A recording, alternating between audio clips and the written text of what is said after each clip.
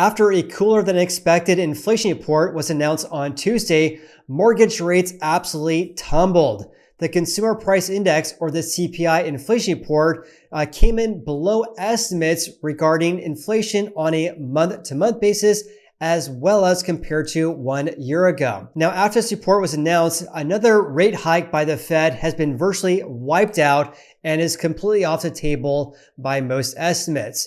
So in today's video, I'm actually going to share all the details. So let me first share what happened regarding this inflation report, which again came in below the forecast here.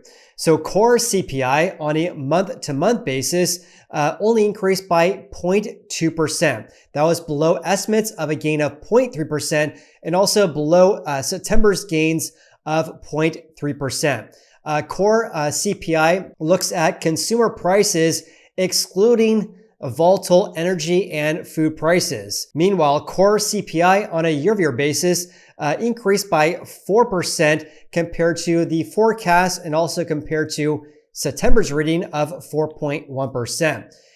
Headline CPI, including food and energy, actually came in at 3.2, below the estimate of 3.3, and also below September's reading at 3.7%. Headline CPI compared to September was virtually flat, below estimates of a gain of 0.1% and also below September's reading a gain of 0.4%. So because of this cooler than expected inflation report here, bond yields decreased big time. So the 10-year US Treasury note decreased by nearly 18 basis points to 4.45%.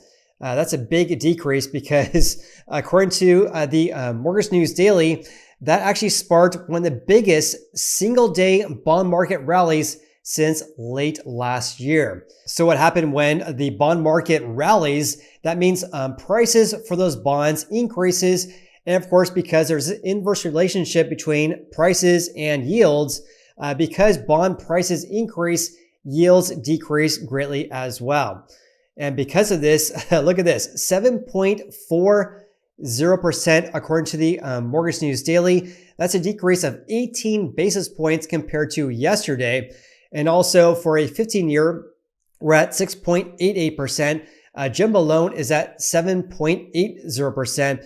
And FHA and VA loans is around 6.75%. Now look at this volatility because on Monday, rates increased 7.58%.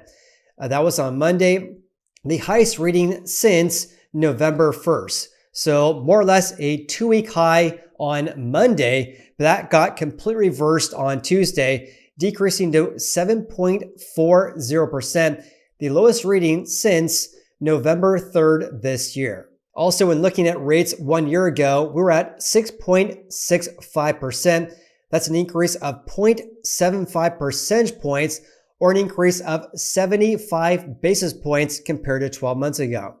So not only did rates decrease by 18 basis points on Tuesday here, we're also well below the peak of around 8% that we saw in mid-October to the end of October. So rates have more or less decreased by about 60 basis points over the past 2 weeks alone.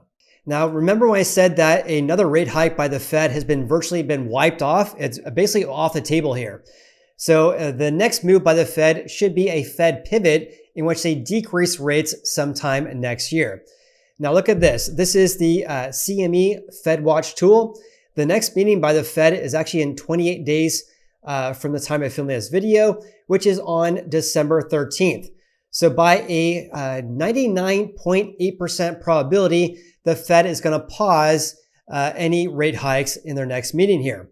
That is quite a bit different compared to just 1 day ago before this inflation report was announced, because 1 day ago, the odds of a Fed pause was at 85.5%.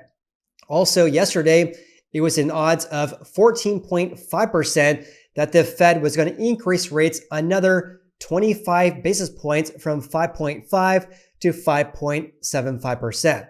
But it went from 14.5% to 0.2% on Tuesday. This is also quite a bit different compared to 1 month ago, when 1 month ago, there was a 28.8% chance that the Fed was going to increase rates by 25 basis points. Now it's virtually zero. To be exact, 0.2% right now. So when looking ahead in 2024, the big question is not when the Fed will increase rates, but when will the Fed pivot and also start decreasing rates? So we have to actually go until May 1st, 2024 to get to a higher chance of a Fed pivot here. So back then, there's only a 32% chance that the Fed will decrease rates by 25 basis points. Looking at June 12th, though, there is a 57.6% chance that the Fed will decrease rates from 5.5 to 5.25%.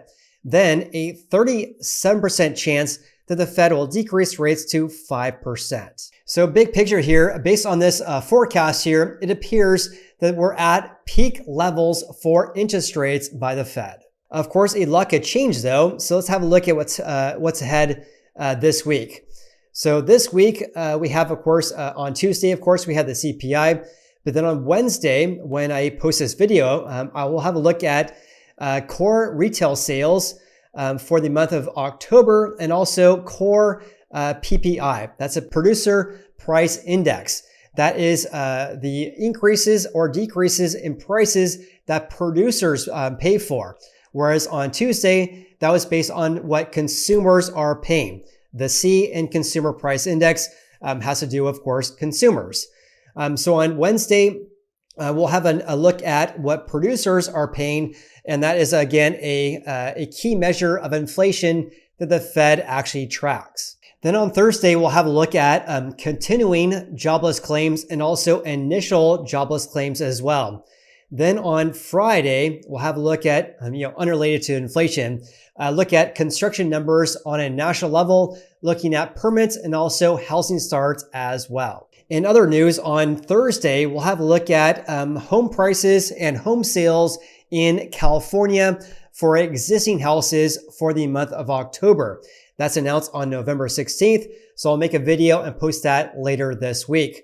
On top of that, next week, which is actually on November 21st, which is next Tuesday, we'll have a look at October existing home sales and home prices according to the National Association of Realtors.